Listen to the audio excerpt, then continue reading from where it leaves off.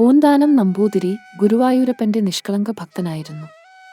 നിത്യവും ക്ഷേത്രത്തിൽ വിഷ്ണു സഹസ്രനാമം ജപിക്കുകയായി പതിവ്.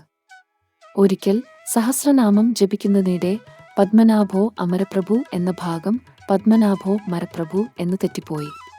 അവിടെ ഉണ്ടായിരുന്ന മഹാപണ്ഡിതനും കവി നാരായണ ഭട്ടതിരി ഈ പിഴവ് കേട്ട് പൂന്താനത്തെ പരിഹസിച്ചു. ഭഗവാൻ മരപ്രഭുവോ അമരപ്രഭു എന്നു പറയണം എന്ന് ശകാരിച്ചു. പൂന്താനത്തിന്റെ മനസ്സ് വേദനയാൽ നിറഞ്ഞു.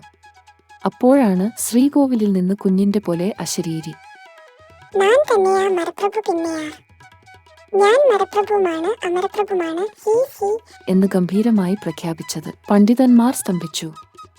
പൂന്താനത്തിന്റെ നിർമ്മലമായ ഭക്തിയുടെ മഹിമയെ മനസ്സിലാക്കി അവർ അവനോട് മാപ്പ് പറഞ്ഞു. നിഷ്കളങ്കമായ ഭക്തി പണ്ഡിത്യത്തെ പോലും മറികടക്കുമെന്നതിന് ഇതൊരു ഉദാഹരണമായി.